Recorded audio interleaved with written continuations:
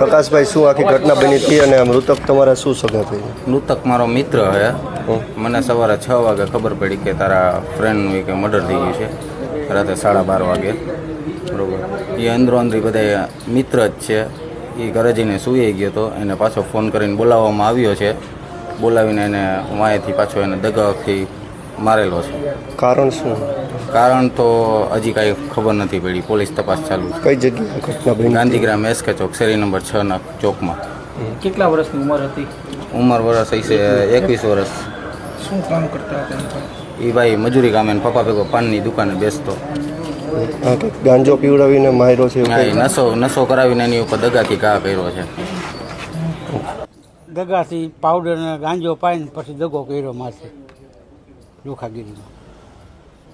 કેવી રીતે આખો ફોન આવ્યો તમે કઈ રીતે લઈ? બોલાવા જેવા જ ઘરે એ તો ઓળખતા જ આજુબાજુ રહેતા એટલે હું ગયો સીધો ગાડીમાં નાખી લઈ હોસ્પિટલ. કઈ જગ્યાએ ઘટના બની? હા, ગાંધીગ્રામ કેટલા કહેવાય? ગાંધીગ્રામ શેરી 6 ના ખૂણે. કર્ણેશ્વર કોમ્પ્લેક્સ બાપા સીતારામ. હા, આપણે મૃતક તમારે શું થાય અને કઈ રીતના ઘટના? મૃતકના પપ્પા મારા મિત્રો હતા, અમારા પાડોશી છે. રાત્રે 12:30 થી 1 વચ્ચે બનાવ બનેલો હતો. ભાઈને શરીરનો ઘા લાગી ગયો હતો. મિત્ર હતા, અંદરો અંદર કંઈક માથાકૂટ થઈ હશે.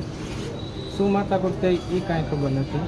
આને થોડોક નશો કરાવી ઘરેથી બોલાવી આવી રીતના શરીરનો ઘા મારી દીધો. અમે જ્યારે હોસ્પિટલે લઈએ ત્યારે કઈ જગ્યાએ છરીના ઘા મારેલો? ગાંધીગ્રામ શેરી નંબર 6 નો કોર્નર, કર્ણેશ્વર કોમ્પ્લેક્સ. શું કેફી પીણું પીવડાવ્યું છે ખબર? ગાંજો છે, ચરસ છે, ઘણા કેફી પીણું તો ઘણા આવે છે. દારૂ આવે છે, પાવડર આવે છે. હશે, હવે પોલીસ તપાસ કરી રહી છે, આગળ ખબર પડશે. કોના દ્વારા હત્યા કરવામાં આવી? કુણાલ નામનો છોકરો છે. આખું નામ તો ખબર નથી અમને. કેટલા સમયથી મિત્રતા હતા? મિત્રો તો એ 6-7 મહિનાથી તો અમે ભેગા જતો હતો. પછી આગળ જૂના હોય તો ખબર નથી. શું ભાઈ મૃતક શું કરતા હતા કામ ધંધો? મૃતક તો એના પપ્પા ભેગું મજૂરી કામ કરતો હતો. એના પપ્પાને પાનની દુકાન છે, અવારનવારની દાદા બેસતો. અત્યારે તો કુણાલનું એકનું દેખાય છે, કારણ કે કોર્ટ ઉપર કોઈ હાજર હતું નથી.